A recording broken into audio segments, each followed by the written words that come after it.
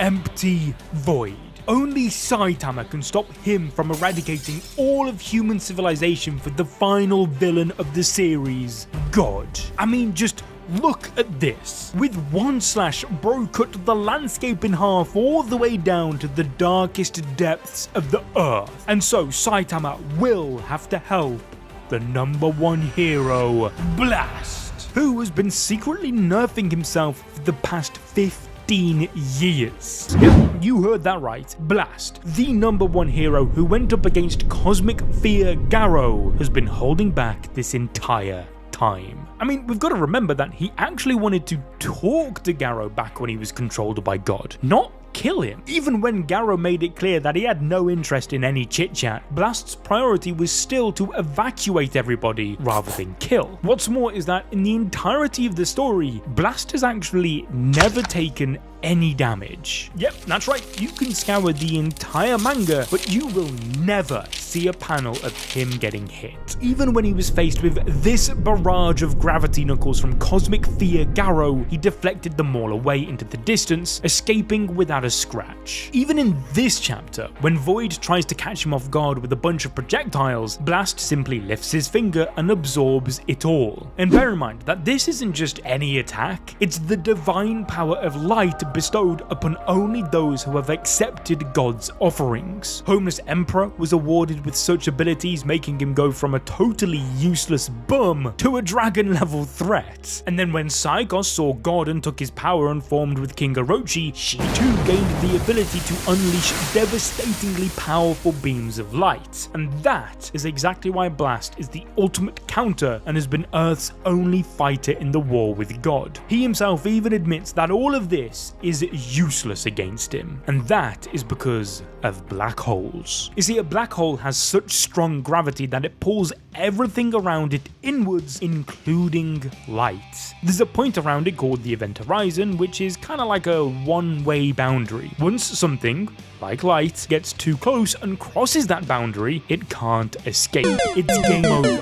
I mean, why else do you think they're called black holes? Because light can't get out. It truly is the power of darkness, which Blast himself even refers to it as. But if the number one hero really is that powerful to the point where even God's divine light can't touch him, how did he end up with this scar? Much like how making Saitama bleed or destroying his clothes is a higher feat than any S-class hero could even dream of achieving, it seems that so is scarring Blast. That being said, Empty Void does have two blades. Thus, I would not be surprised that if/when we see their first fight 15 years ago, it was him who gave Blast that scar, forever reminding him of his failure, which would be why Blast wears Void's sunglasses. He uses what remains of his true friend to cover up the wound that the one that replaced him made. However, just as things start to look positive for Blast finally capturing Void, Sonic's dumbass just has to get involved. He throws two kunai towards the ninja village leader, which Blast is able to react to within a matter of nanoseconds, kicking them away from Void, creating an explosion in the background. And this should come as no surprise, because remember, Blast is fast.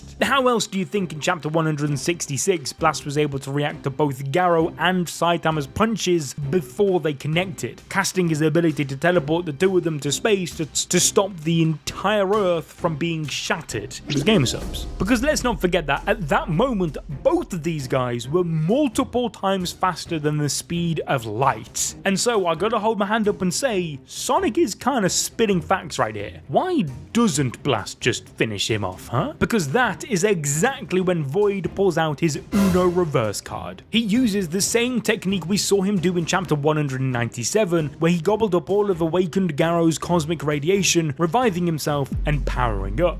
Thus, once again, he does it, this time eating up Blast's black holes, meaning Void is able to free his hands, giving him enough time to weave his hand signs and transcend to a higher dimension, laughing just as he did when he escaped Blast in chapter 197 as well. Thus, there is now only one hero that can join the battle and save them, and that man is Saitama. Blast is somewhat aware of the Caped Baldy's real strength. Remember, in chapter 195, it was revealed that Blast confirmed with Sitch that it was Saitama who ultimately defeated Garou, being one of the first heroes to actually give him the credit he deserves. It's just ironic that Saitama's forgotten the entire battle due to the time travel shenanigans that occurred. Regardless, what's important here is that Blast, despite not seeing what happened on the moon of Jupiter, recognizes Saitama as being so powerful, he's a bottomless pit. He is limitless. And so only somebody like that can defeat a threat even more dangerous than Garou. I mean, just look at this dimension slash that Void cooked up. He split the entire landscape in half all the way down to its deepest, darkest depths. Unfortunately for Void though, he's not aware of the fate that one sensei has in store for him, because whilst this fight has been vastly different to the webcomic, to the point where it doesn't even exist in it, the rest of the story lately has been following the original webcomic pretty closely.